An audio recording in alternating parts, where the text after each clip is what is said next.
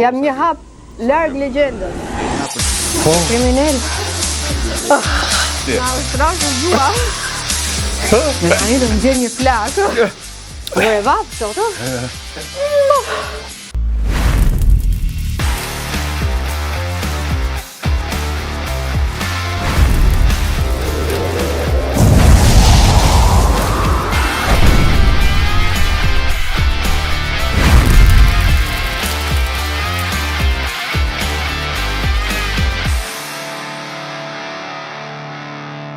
Përshëndetje të gjithë, mirë se vini në Flak Fare podcastin më djegës në qytet dhe jo vetëm.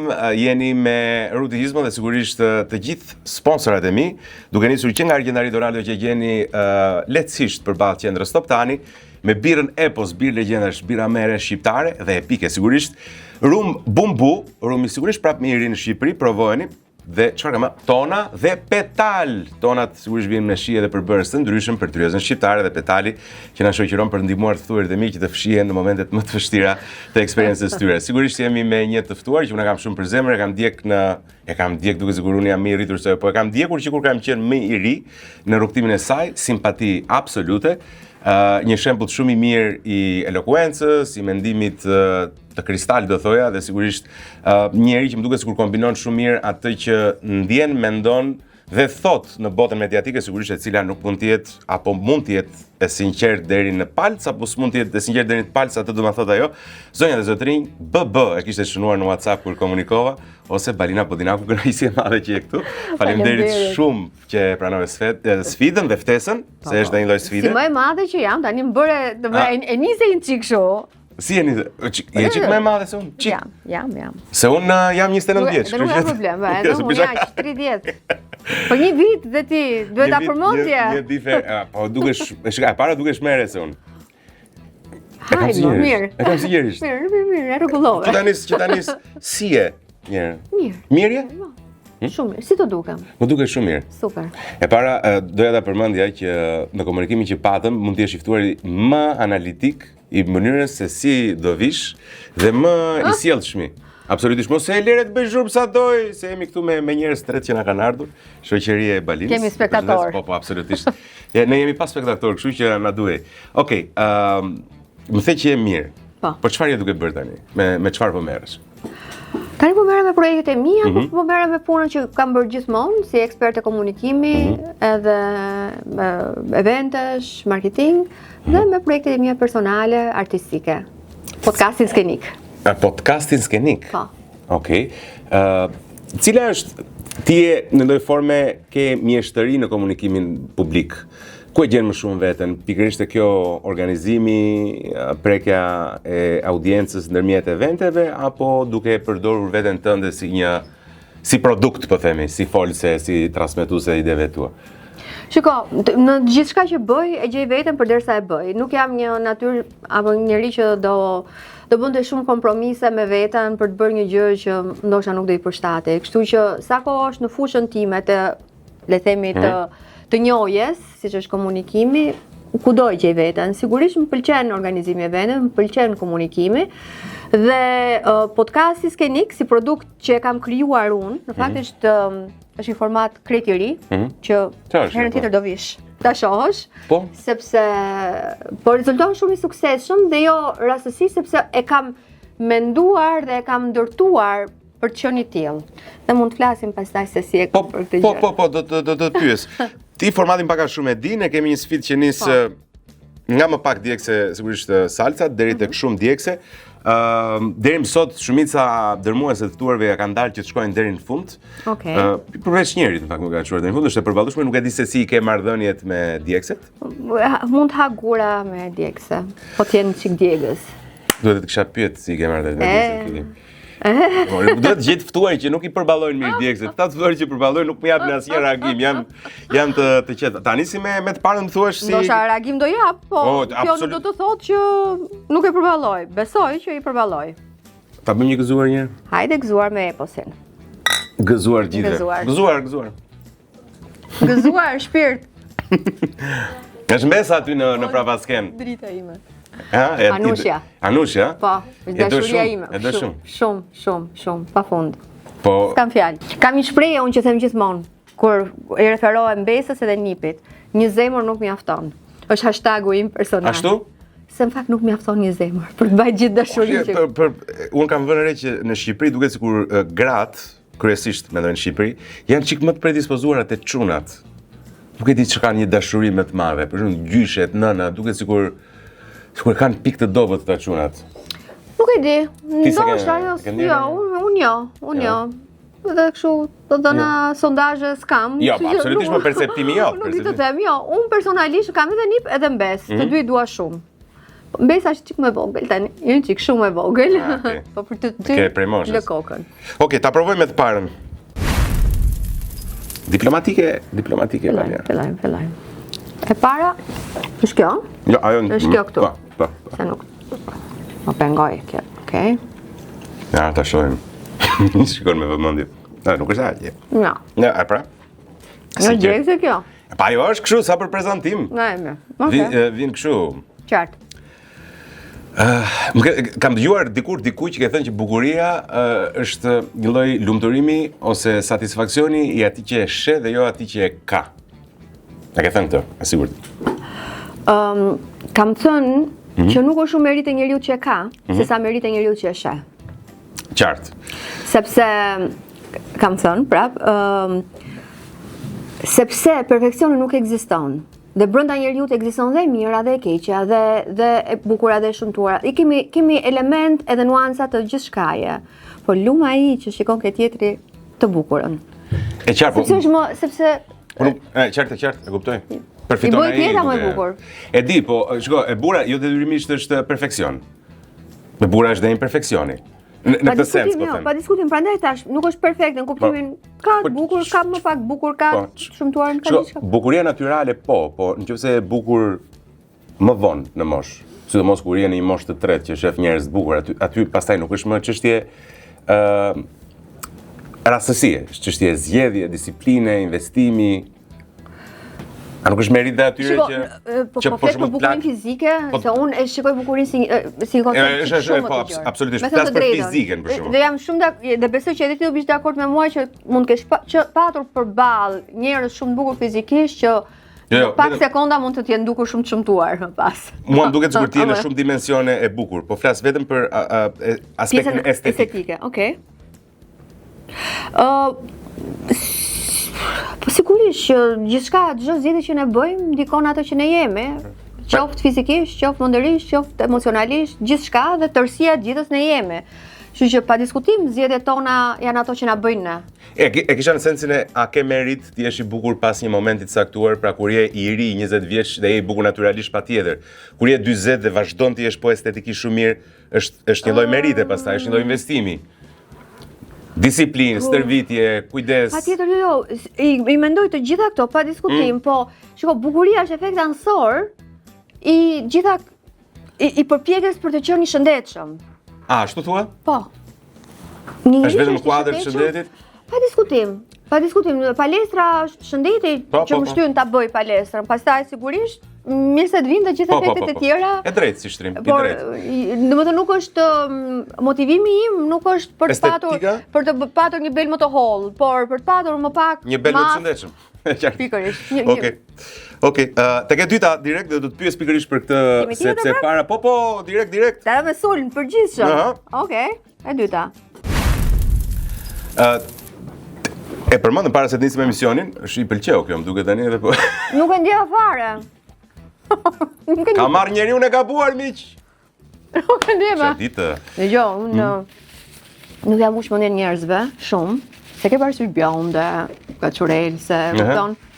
Po në fakt, nuk jam aq delikate sa duket. Jo, nuk je, në fakt. E shoh. Dhe, me thënë drejtë, ka shumë njerëz që ofendohen nga kjo, po nga që si delikate ti? Jo.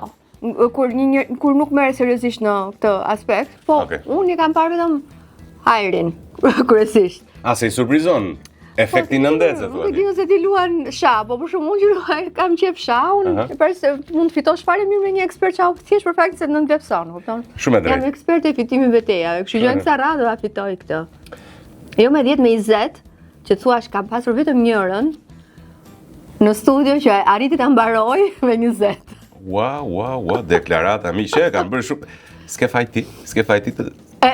Më vjen keq. Po pse e mendova ashtu, pse doja ti? Po pse pra, ja hëngra unë shahe, vajta. Luajta pa mbretëresh. Nuk do ta kisha bërë. Po diskutojmë edhe para se të nisim emisionin, edhe ke informacion të jashtëzakonshëm për sa i përket trupit, shëndetit, suplementeve, nutricionit. Ç'ne gjithë ky fokus? Unë kam nga pasionet e mia të ndaja në jetë. Rrallë herë kam gjetë njëri që unë nuk e di sa di ti, po kuptoj që je shumë, domethënë kuptohen shumë njerëz me bëm një lloj bisede që s'do ta bëja dot me shumë njerëz. Për sa i përket suplementimit dhe temave shumë delikate. Ç'ne është pasion që ka qenë gjithmonë, ka lind tani? Kam patur gjithmonë. Ka pas gjithmonë. E kam patur gjithmonë, por ka ardhur duke u rritur. E kam patur që e vogël. Në shtëpi kemi patur një bibliotekë shumë, babi ka qenë i fiksuar dhe bibliotekat në 2 dhoma, ishte biblioteka, edhe ishin të ndara me seksione, librat autorët e huaj, autorët e vënde, dhe kishim një seksion të tërë që ishte jo i vogël, që gati një faqe muri, vetëm me letërsi, me libra për mjekësinë, për shëndetin. Pasion, ç'ishte pasioni? Sepse babi blinte çdo libër që dilte në treg, dhe sigurisht ai ishte orientuar, e babi dhe mami kanë qenë sidomos babi për pjesën e shëndetit, por të dy për pjesën e ushqimit. Deri në pikën sa për shembull në shtëpinë tonë, ishim shtëpi private, në oborrin tonë mbilleshin perimet. S'kishit lek për një pallatë. Varfëria, miq. Po, ke parasysh lindur në Tiranë, ke parasysh ndetëm tek ajo shtëpi që ke para. Bët si bët. Bëm si bëm. Bët si bët. Ai rretur në kushte të mira, e ke ndier ndonjëherë varfërinë? Jo. Jo. Jo. Të mendon se të ka kushtëzuar apo jo? Mungesa e të Jo. Jo. Jo. Domethënë, kur e sjell jeta si një sfidë, është një sfidë për të përballuar edhe me ditet, por kur nuk ta sjell, edhe më mirë. Po them, po qartë, jo, absolutisht. Po them, në sensin e të mbietuarit në një shoqëri që është agresive, plot brylla, manipulime e tjera me radhë. A nuk është të përjetosh të kesh eksperienca të vështirësive financiare një mekanizëm që të bën më të fortë? Mund të jetë. Mund të jetë, po patjetër mund të jetë. Mund të jetë, jo detyrimisht. Jo detyrimisht. Edhe unë këtë zgjedhje ore, pa varfëri. Mua që më shef ti që jam ku jam, kam nisur i pasur dhe kam përgabim. Okej. Jo, s'mund të themi që kemi qenë të pasur, sigurisht, një familje mesatare, si të gjithë, si një pjesë e madhe në atë kohë, po jo të varfër, jo, nuk kemi pasur sfida financiare. Në komunizëm, thua? Po, përse unë ati brezi i takoj. Të thënëndë është. Më falë. Dhe unë ati brezi për kasë. Se po të nxjerr moshën. E ke problem vërtet? Jo, absolutisht fare. Jo. Madje bëj shumë herë batuta dhe humor me moshën. E ke frikë plagjen? Jo. Fare, as vdekjen. As vdekjen se ke frikë? Jo, fare. Direkt pas tretës. Si s'ke frikë vdekjen, njeriu ka frikë vdekjen? Jo, nuk e kam. Unë nuk kam frikë vdekjen, e them gjithmonë. Sepse nuk e shikoj si përfundim të asnjë gjëje. Është përfundimi i jetës. Një kësaj jeta? A mendon tek jeta për teme? Po.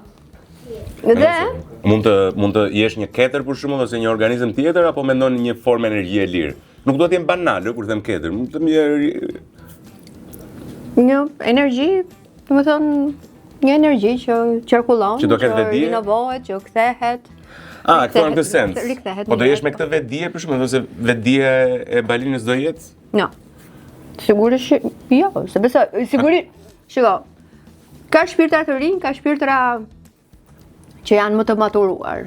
Shpirtrat e rinj janë ata që kanë më pak jetë ose që lindin për herë të parë, që vinë për herë të parë në këtë jetë. A pse ka të kështu?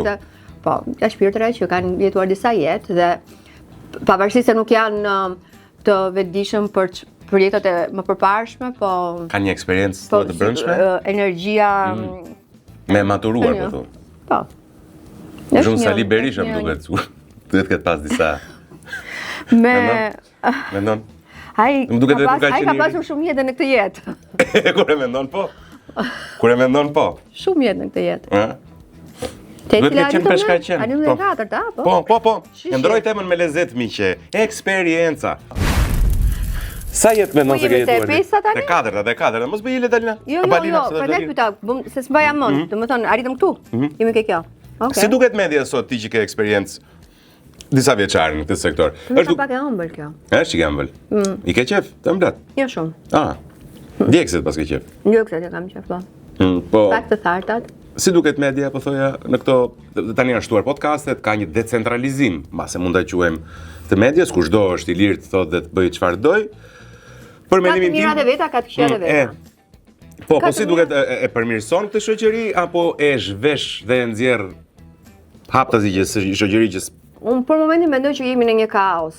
Akoma, unë mendoj që duhet një farë kohë për të filtruar gjërat. Ne na është dhënë një mundësi, kemi filluar të kuptojmë hapësirat që janë pafund në fakt, nëse duhet thjesht të dish ti përdorësh.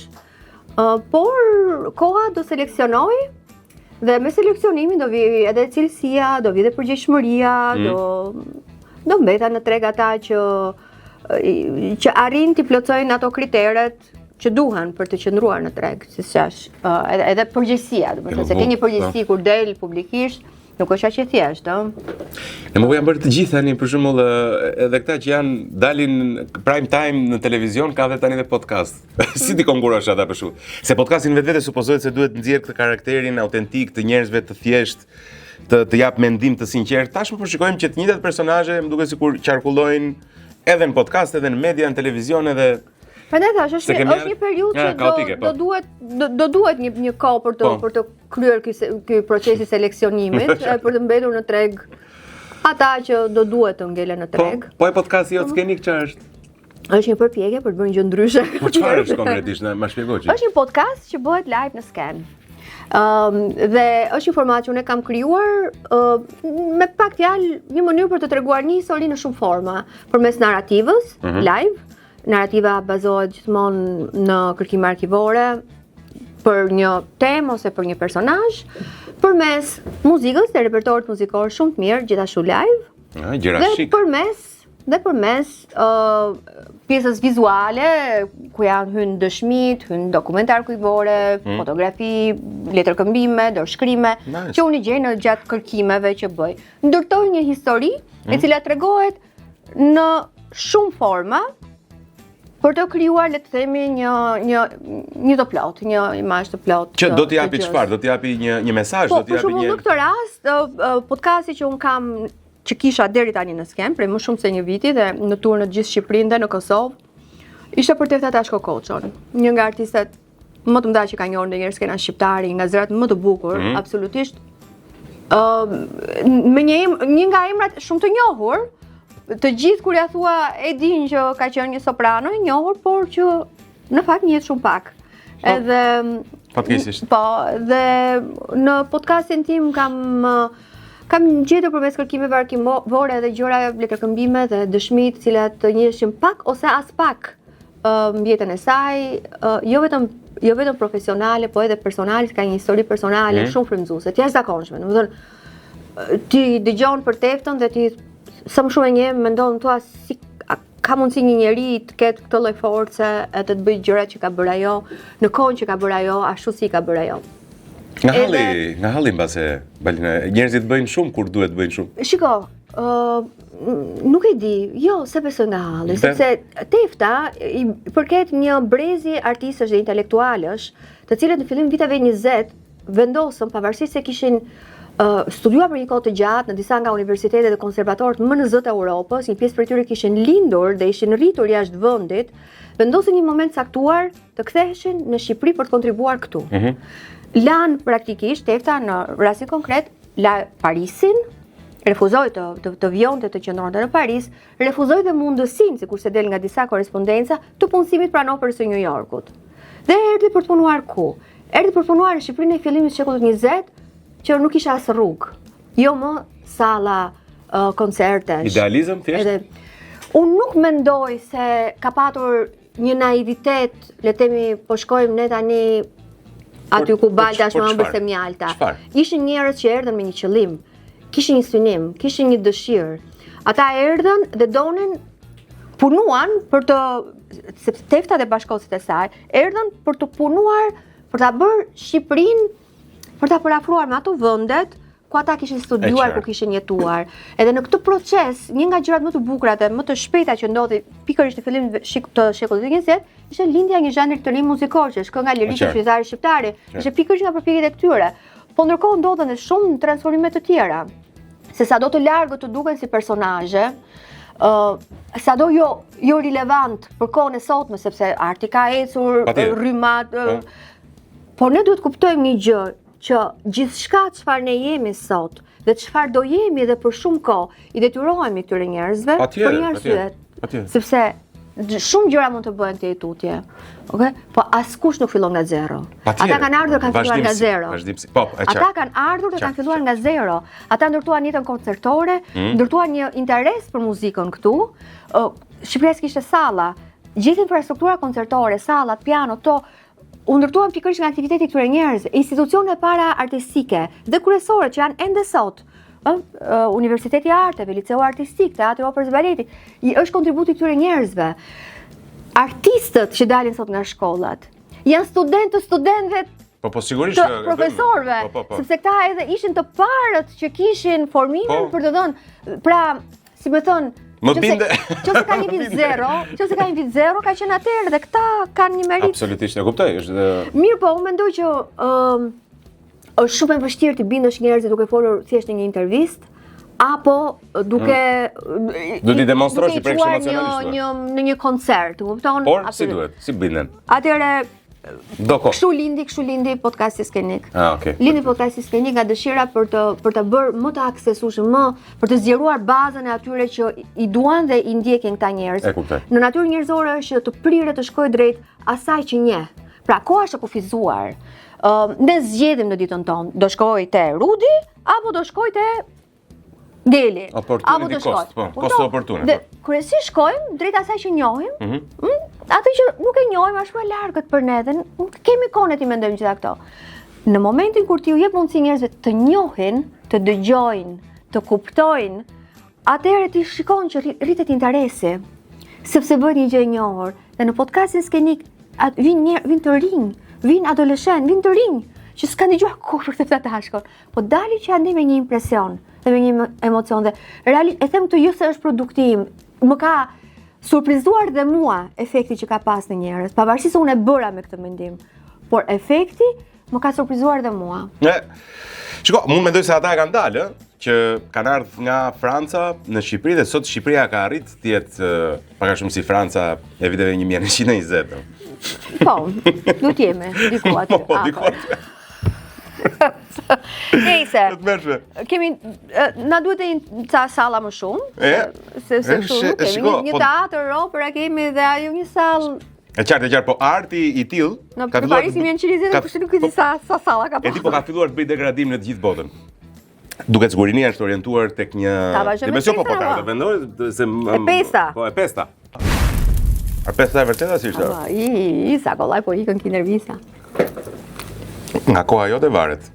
Më the që s'ke kohë. Jo shi që bërë. Kam një italian shumë të rëndësishëm. Di pra, për prej te, dishte për e me, sa është ora? Jo, pak po më lezedon dhe mua biseda, më rëndenjur. Sidomos me pikante para, po. Po ta kisha ditë, ku kisha qenë? Ku kisha qenë? Mendova se... Tani nuk u lodha që sa më kërkove më gjete. Jo, me njerë. Po pra se dje, se imagjinoja. Nuk ishe qenë. Si është e gruan shqiptare sot? Ka bërë përmirësim në drejtat e saj? E dëgjove, ja ta kontekstualizoj pak, 50%... Po, shumë e gjërë si te. Shumë, 50% e grave sot në Shqipëri nuk kanë mbaruar gjimnazin. Statistik, 42% e meshkujve. Sa përqind e burrave? 42. Do me shkoj analfabet. Mua më duket sikur Shqipëria nuk është aq e padrejtë se jemi gjithë ignorantë. Unë në këtë vend gjithmonë kam menduar që e para babarazia gjinore nuk është në çështjet e arsimit. Unë mendoj gjithmonë kam besuar që gratë kanë qenë më të arsimuara se sa burrat në këtë vend. Në mesatare në botë më shumë gra mbarojnë fakultetin se burrat. Kjo është statistikë. Po edhe në këtë vend. Në botën perëndimore, false. Gratë janë më investohen më shumë, ato lodhen më shumë, përpiqen më shumë për të bërë vend vetes në shoqëri dhe për këtë arsye edhe investojnë më shumë tek vetë. Kjo është, thash, është opinioni im, nuk e bazoj në një statistik, po. Jo, unë e kontekstualizova pak statistikisht për të treguar që gjysma e grave sot nuk mbarojnë gjimnaz. Jo se janë më të pabarabarta dhe burrat shumë pak i mbarojnë, shumë pak. Po, kjo nuk e di, a është fiks për të ilustruar pabarazin gjinore? Jo, nuk është në kontekstin e pabarazis gjinore. Për të ilustruar ignorancën. Mund të thjesht rënje interesit në shkollës, që edhe kjo është një nga plagët shumë të rënda që shoqëria jonë. Ky është vetëm një kontekst për ta menduar, po mungesa e interesit tek arsiktimi për shembull për mua është, i thonë red flag, është flamur i kuq për nivelin e një. Pra, nëse ke një shtet që gjysma e njerëzve nuk kanë mbaruar gjimnazin, është ke menduar ndonjëherë largimin nga Shqipëria? Jo, unë kam jetuar jashtë, kam punuar jashtë. Sa kohë? 4 vjet e pak, po. Po tani e mendon të ikësh? Nëse do kishe një të ardhur mujore pasive, po themi X para që mendon ti se duhen për të jetuar komfort. E mendon për shkak të afusje në një Itali, në një Spanjë, në një Kroaci, në një mesdhe. Ajo Spanja ma prish mendje. Welcome to the club. Edhe mua sikur ma prish mendjen. Ajo Spanja ma prish. Jo se kam idealizmin, dua shumë të kontriboj, po duket sikur s'ka rëndësi ndonjëherë, më duket. Ma prish interesin shumë gjëra të vogla të përditshme, nuk e di nëse ta prishin ty. Fishek zjarret, jam çuar sot mëngjes i revoltuar, dua të vras njerëz që hedhin fishek zjarr. O sa herë kam unë këtë ndjenjë domethënë. Vazhdojnë ta bëjnë, nuk e di si zon mallkina. Ne bashkohemi në një klub. Klubi bashkohemi në një klub kundër fishek zjarrit. Unë nuk mallkoj askënd, betohem askënd, kur nuk i dua as kujt keq, pa tyre që hedhin fishek zjarret. Nuk duhet mallkuar, mjaftohet kujtun ti bëj. Si mund ta kanalizoj energjinë time, mendon ti? Mund të ketë një mënyrë që ta kanalizoj energjinë time që ti bëj keq? Nuk e mend. Që të bësh keq atyre. Edhe mirë gjithë juve. Nuk e di, nuk e di funksionon nëse i bëhet një denoncim polici, një telefonat. Jo, nuk bëhet ajo. Nuk lokalizohet dot vendi. Jo, lokalizohet ajo, po do të thotë ai kush mori. Pastaj do më vinë fishë zjarret mua nga dritarja ime, nuk dua nga këto. E se thonë kështu edhe policia thotë, po është kjo kam kush kam. Shej ka ditë dytë, kupton, do të po ti çketi, unë kisha ditën e çunit tim. Po këta shohin podcaste apo shohin podcaste këta? Po shohin, ka shumë që janë anku, nuk e di, domethënë, e shkojmë tek e 6-ta. Hajde. A se s'digjesh, po s'digjesh, nuk kam çfarë të bëj, dua një reagim. Ti do një reagim, s'ke për ta marr 1, 2, 3, 4, 5, 6, është kjo? Po. Ku kisha, çka kisha? Po. E tham këtë Shqipërisë të mërzisin, besoj gjëra plot, ka për trafiku këto gjërat e përditshme, besoj se edhe ty, megjithëse televizion me taksi. Mua më mërzis shumë gjendja e rrugëve në Shqipëri, në qytet, trotuarët, që duhet jenë vendi më i sigurt për këmbësorin, presupozohet janë në fakt krejt e kundërta. Janë vendi më i pasigurt. Po pse?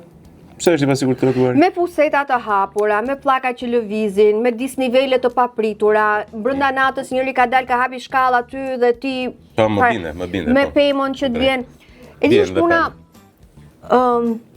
në jetën e përditshme me ritmin, mbyllemi në punët tona, aty në studio, në radio, ku ta diu.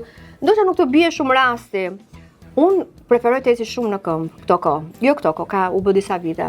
Preferoj të eci shumë në këmbë dhe po të eci në këmbë dhe të jesh i vëmendshëm ndaj kësaj, pra jo duke fluturuar për punët edhe nuk e shikon.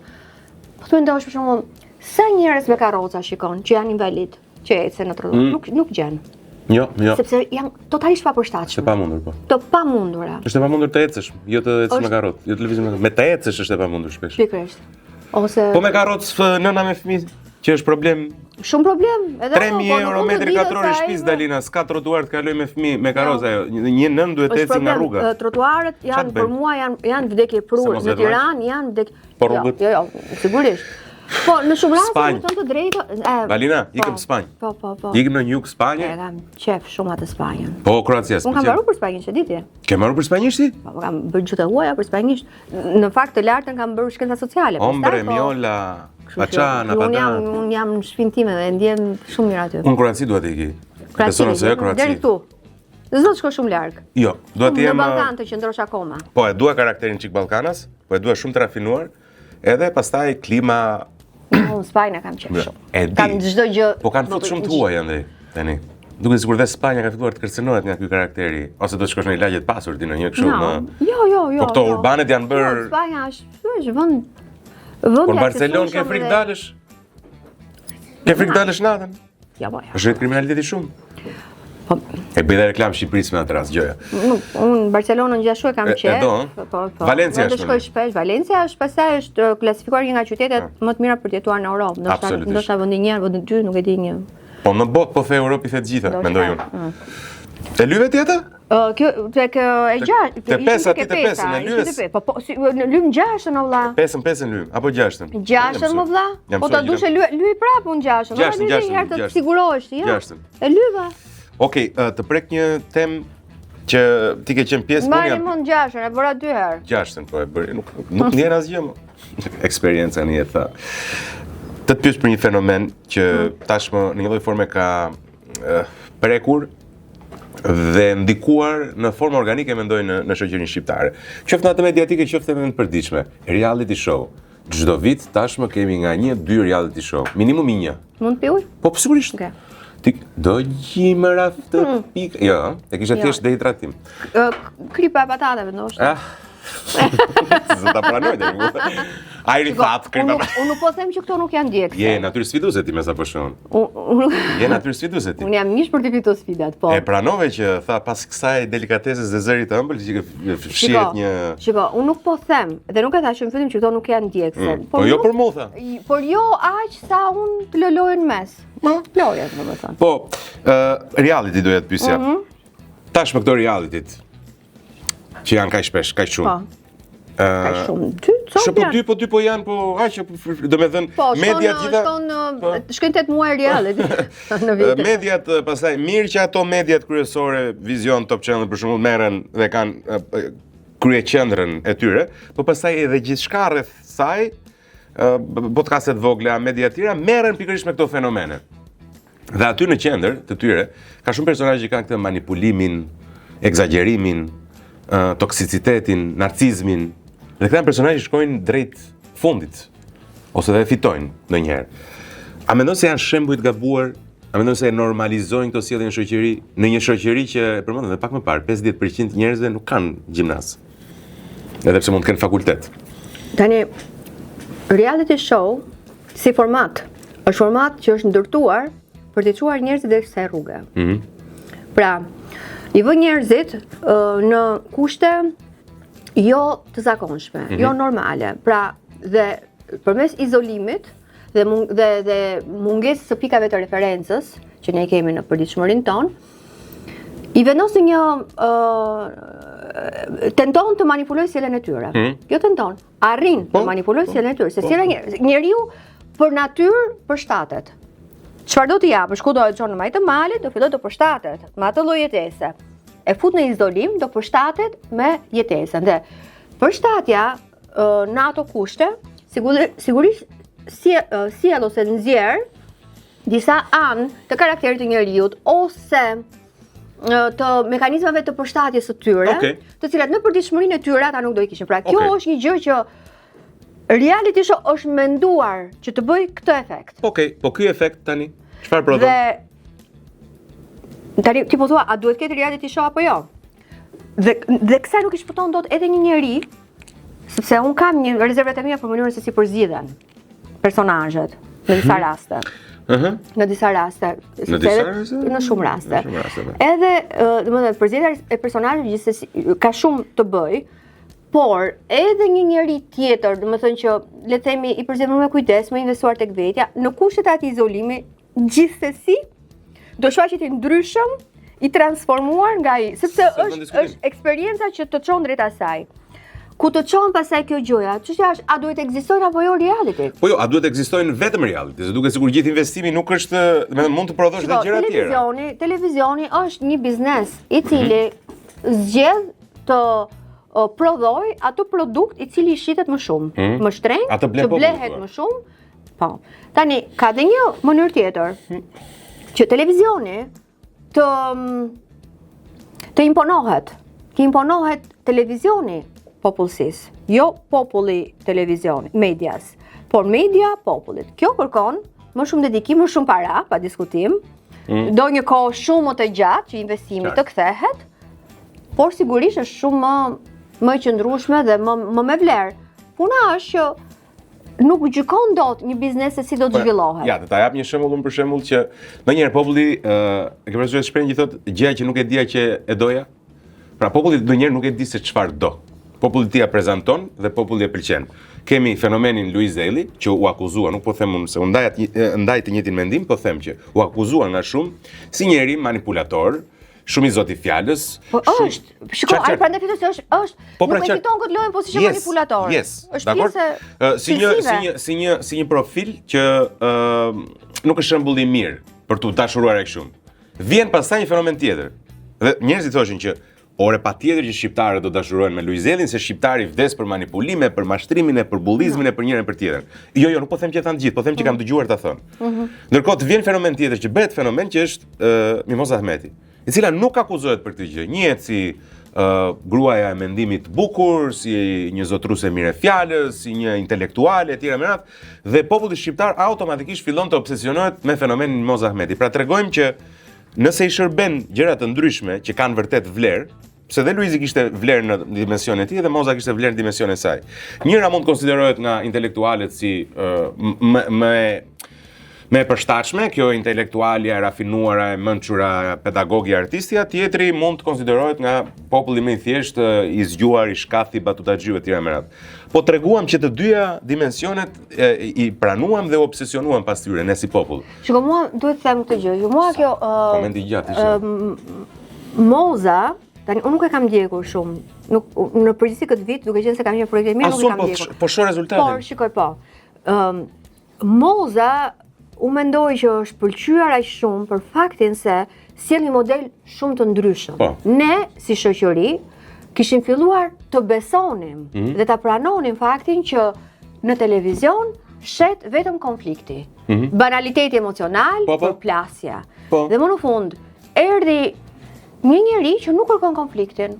Nuk kërkon, përkundrazi, domethënë e shman konfliktin në çdo formë. Ja kisha thënë sa mirë që ishte mirë të gjë. Një grua e lexuar, domethënë që i qëndron larg konfliktit, i qëndron larg këtyre konflikte, këto përplasjeve boshe, nuk e kërkon fare përplasjen për të rënë në sy, dhe vetëm gjë që bën është të jetë vetja vet. Dhe fakti që njerëzit e pëlqejnë këtë gjë, mua më bën të shpresoj. Që sepse ky është një mesazh shumë i fortë për televizione. Pra, jo, nuk qen nga e vërtet që njerëzit duan të konfliktin. Pra, njerëzit dashkan edhe një model tjetër. Shiko, në fakt, nuk duan vetëm përputhen, nuk duan vetëm njërin, nuk duan vetëm modele që supozohet se ne vetëm ato duam. Dhe atë do të thotë që Moza Ahmeti është shembulli eksakt që tregon që mund të kesh edhe një dimension tjetër. Pse nuk prodhojnë atëherë? Po, apo e kanë më të thjeshtë? Sikur se e nisëm, unë mendoj që është proces. Unë mendoj që është proces. Pa diskutim që të shkosh të bësh atë që bëri një lojtar tek Bigu këtë vit, domethënë për të kërkuar vëmendjen, është gjëja më e thjeshtë në botë. Nuk do as kulturë, as mend, nuk do as një lloj talenti, nuk ato mund ta bëj kushdo. Po patjetër. Okej? Kështu që unë mendoj që nuk është çështje vetëm e para njëherë televizionet duhet marrin mesazhin që po i vjen nga kjo gjëja, dhe e dyta dhe ne unë mendoj jemi të lodhur. Njerëzit, ky është mesazh i qartë që njerëzit janë të lodhur, se humba dhe midis përgjigjeve për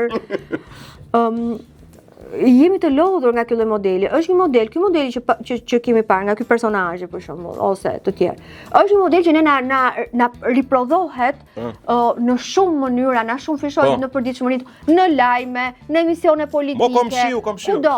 E kupton? Komshiu. Ja. Domethënë, e kemi kudo dhe ka arritur një pikë që njerëzit janë të stresuar, lodhen nga kjo gjë. Nuk e duan më, po e refuzojnë këtë gjë. Dhe sa mirë që ky ndryshim po vjen nga kërkesa e njerëzve. Moza. Për sa kohë që televizionet do t'i binden kërkesës së njerëzve, shpresoj që kjo të jetë një ogur i dur. Ja dhe shtata. Shtata. Okej. Ti ke fitu keni stile apo ke fituar në një kështu, në një? Ja, s'kam fituar digjen dhe unë përvluem. Do të kisha ndjek dhe unë në një unë mbyta, nuk është të dojgja. Jo, unë mbyta realisht. Është sa sfidu se gjë, më vdikja, më shikonë si më analizon. Unë mbyta. Mirë. Apo më dojgji. Po pi pak e po s'pra. Po pi. No. Ajo, gjua. Gëzuar me pos. Pi legendash. E para, kush është opinionisti më i mirë i gjitha kohërave në Shqipëri? Bum. Ku në çfarë? Po në reality. Në reality. Në opinionist kështu e dim që është nuk dua të nota. E di pse opinioni është shumë personal. Sipas te. Çdo njeri është, shiko, opinionisti nuk është profesion. Balina vet. Nuk Jeti. Nuk është A mendon se profesion. je ti për shumë? Shiko, kam vlerësim shumë të lartë për veten. Ne. Po, pa diskutim. Por unë mendoj që nuk mund të vesh nota kush është më mirë më e keq për arsyeën e thjeshtë. Po mos sepse i ka nota ti thua nuk kush më i mirë. Po pra, kur thua që është më i mirë, ti ke bërë një shkallë dhe çdo njeri opinioni nuk është profesion. Ti nuk bën opinion duke u bazuar në një Është. interpretim Është profesion. ligjor etj.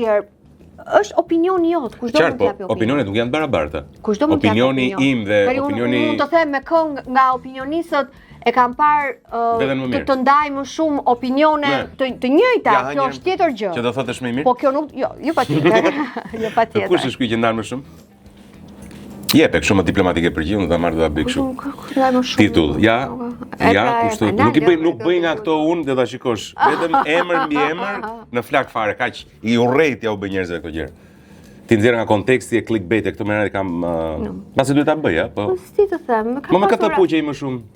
Ma thënë të drejtën, por se ka pasur episode që më shpuqur me një, ka pasur se varet ngjarjet janë të ndryshme. Do t'i përgjigjesh mos i përgjigjesh, jo, të gjithë ti ngjesh balina. Kush okay. lojtari më inteligjent që ke parë ndonjëherë në reality show? Për mua Luizi është shumë inteligjent. Luizelli. Po. Më shumë se Moza. Janë dy gjëra të ndryshme, janë të E di, ndryshme. po, inteligjencë është në dy rastet. Në të dyja. Dimensionet të ndryshme të inteligjencës. Ka një ndryshim që unë Luizin e kam parë, atë bigë kam parë. E ke ndjek më shumë. Fermën unë nuk kam ndjekur. Tani unë nuk mund të them. Moza është pa diskutimi nga njerëzit më të investuar tek vetja dhe inteligjenca është një gjë tjetër. Intelekti është tjetër. Inteligjenca si lojtar. Ndërsa pastaj formimi akademik që ka qartë. Moza është komplet tjetër gjë. Atë I zgjuar është ai Luizi. ai heqim kapelen edhe Po. I zgjuar është ai Luizi. Dakor. I heqim këto të reality dhe shkojmë tek po, ka një rubrikë e kam qef tani, shkoj shumë sfiduese, ki e mendjen, po direkt pas tetës. mbas 11, 9, 10, 9, 8, te teta jemi këtu. të teta im. Po. Vetëm teton. Ha, Hajde më patate më të vogël. mori patate. Kjo ishte. Po. Ore lyen, nuk mos mendoni se nuk lyen, më thjesht tolerant o valla. Pse po gjej njerëz tolerant? Si e zonjë fjalës që do të sfidoj me një lojë. Unë do të jap një fjalë. Dhe ti do ndërtosh një pyetje mbi atë fjalë. Hajde mirë. S'është bërë ndonjëherë kurrë në jetë kjo gjë. Kur? Asnjë për anë? Asnjëherë s'e ka bërë. Vërtet? Kush e ka bërë? Parë me mua për nis? Po jo, me s'e kam bërë. Unë s'e kam bërë, po s'e kam parë askund që të bëhet. Pra, çfarë do ta pyesje veten nëse do të kishe këtë fjalë? Në mënyrën se Se si vetën ty tjetrin apo Pyet ku duash. pyetje? Okej. ndërtoj një pyetje. Ndërtoj një pyetje. Pra, nëse fjala do ishte vdekja, cila do ishte pyetja? Vdekja. Ndërtoj një pyetje, është çik weird. si. Duhet domethënë Yes, një ma, pyetje yes. çfarë do apo Vdekja duhet është një përgjigje. Vdekja është përgjigja. Po, cila është pyetja?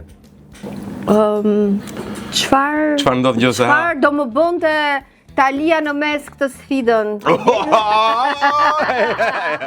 Bukur. Përqafimi ose përqafim. Për shafim?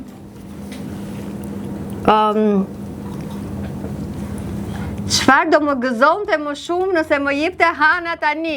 Përqafimi. Ja, përqafim. Ja erdhi ta, ja përqafim. Shko përqafo. Hajde për çapo shpejt. Live. O drita ime.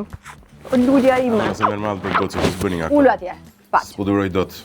Sa shumë e do. Shumë e dua. Nëna. Çfarë jam unë? Kush ka lindur ty? Mua, nëna. Dakord. Hajde më.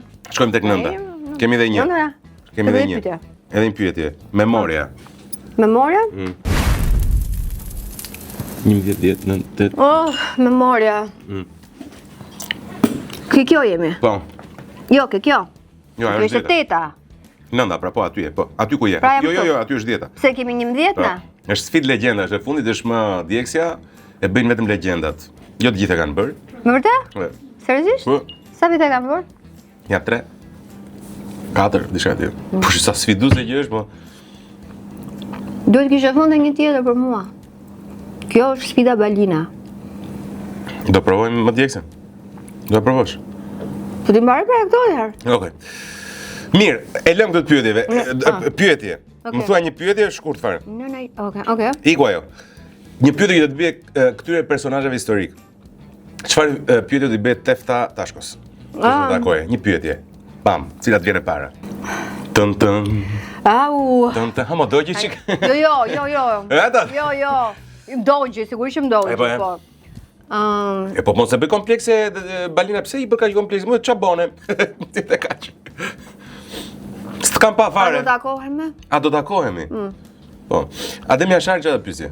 Më tregonte historinë e tij nga brenda kullës. Enver Hoxhën çfarë pyetje? Se ka vajt A ka ndonjë gjë që është bërë pishman tani që ka vdekur? Po që si jetova më shumë. Ali pash të Belenën? Të dhimbje shumë?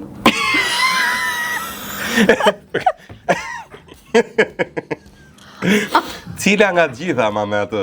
Se e ka shumë ngjarje në histori. Besoj përprerjen e ke.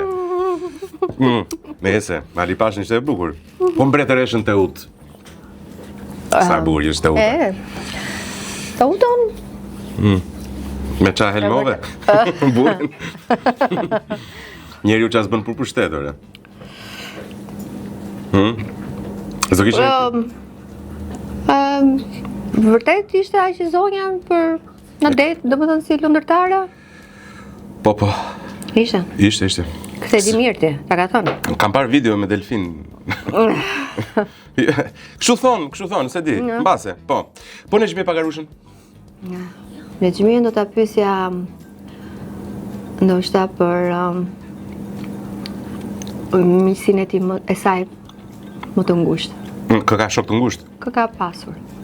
E di? No. Në një informacion? Do ta pyes. Dakord. Duket po fanolin e fundit.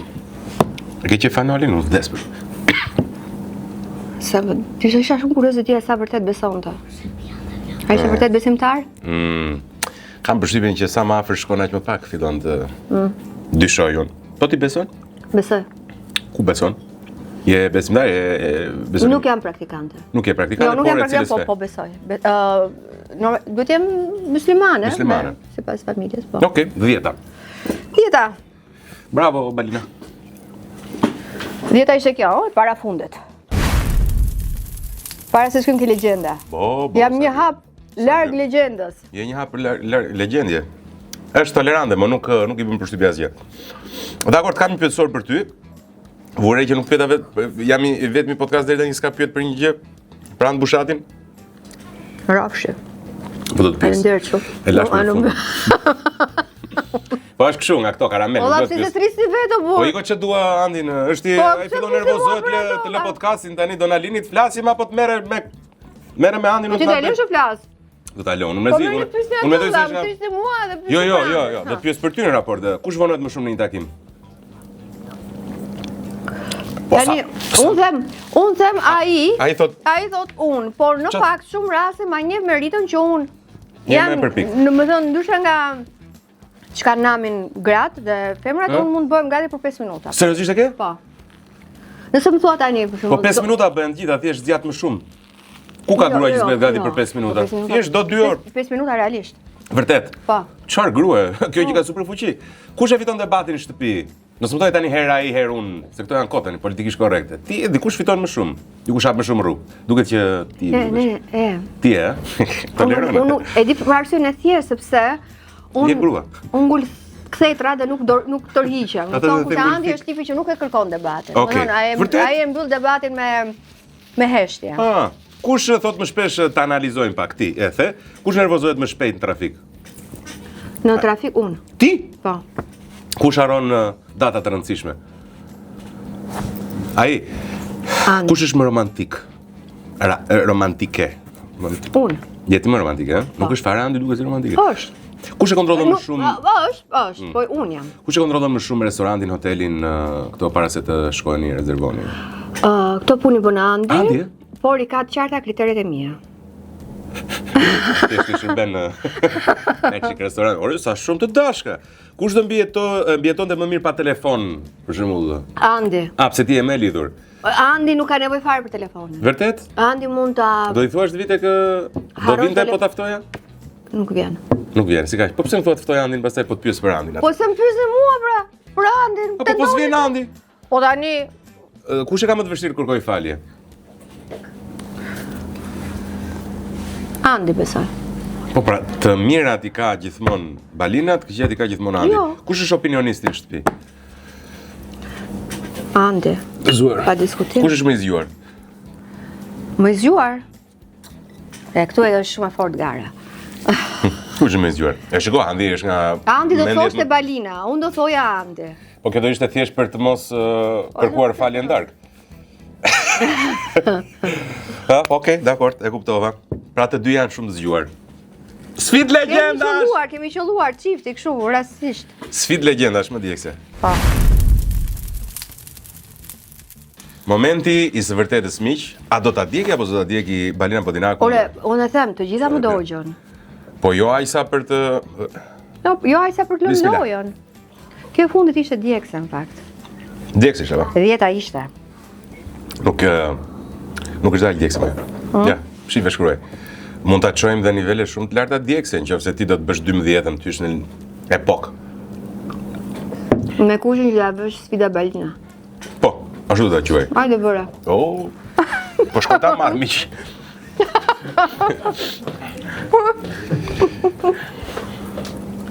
Ha, po analizoj. Qa përgjire po bën? Ja, kaq do, nuk bën më shumë.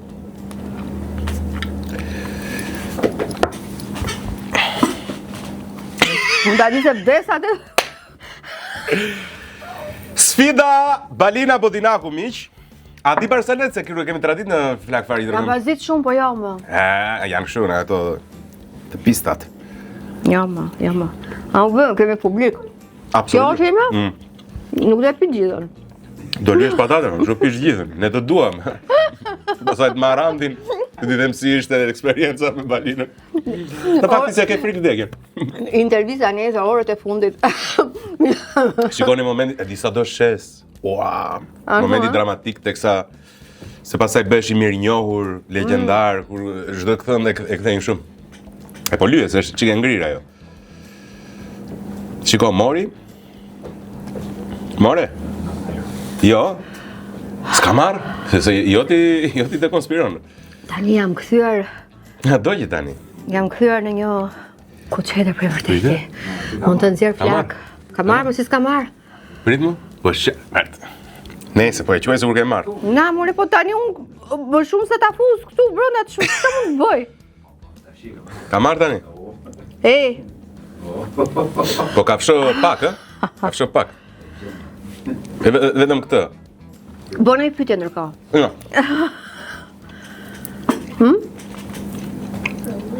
Ta bëjmë pyetjen. Ja më mirë, i paskarën ndjekja kësaj, apo s'lyva shumë? Jo, më e përballova. Vazhdo. E përballova, jo, për momenti historik. Ç'të të pyes unë tani unë mezi pres, shikoj që ja, more, ka rënë fuqia kësaj. Ose jemi djegur gjë. Më dalin ndjerës. Nga çdo por. Trupit. Në tani do nxjerr një flak. Flak fare pra. A do të rikthesh këto? Po, tani më erdhi e. Vjen pak më vonë. Po, kur vjen nuk harrohet. Ua, tani më erdhi. Nuk thash kishte humb efektin. Më erdhi dhe mua, është më. Kemë. Bo. Bëj një pyetje. Na është trashur gjua. O, sa voleri.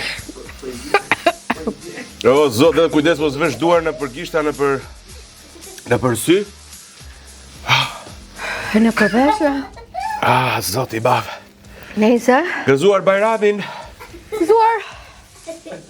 Ore vap, sot, Sot ma gjete këtë.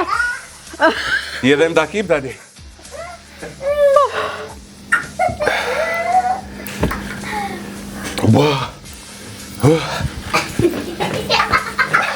Ka më se si shte da aqo. Si shte da aqo, po bëbje fikë dhe lyva shumë. Vajde sy qik. Unë i thash po së lujë sy, di lyva vete. Po që i bëra syrit. Po. Pse i bërka syrit? Ku e preka njerë? Kur e preka? Fjare me ujë urgjent. Namaste, yoga, kontroll. Ti po loton, e? Po. Më rika shumë mirë. E se duhet të vë qik velo, a kjo është kështu. Mendoj që mund ta mbyllësh. Nikotin.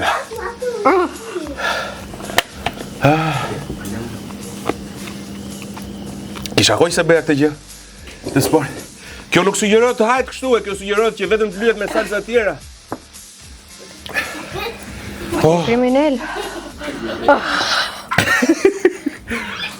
Ua çfarë Doj, përvëli? dorëzoj, o s'ka. Shikoj mbesa të do shumë. E mora vetën, ka që ishte më la. Edhe unë. Jo pa kur. Ua sa sfiduese që ishte edhe unë do. Doi? Po. Kushtoj. 2,000 years later. Më fto për t'ua prapë në emision. Do më luftojmë. E do shkim këtë 13-a. Jo, s'ka. Mirë sfidë legjendash, po dhe sfida balenat Bodinaku, do ta mbajmë, do ta kem. Do sfidojnë në njëri, më gjenoni ku më përvëlon mua, se sa djekse është, po dhe ti që ke fort shumë.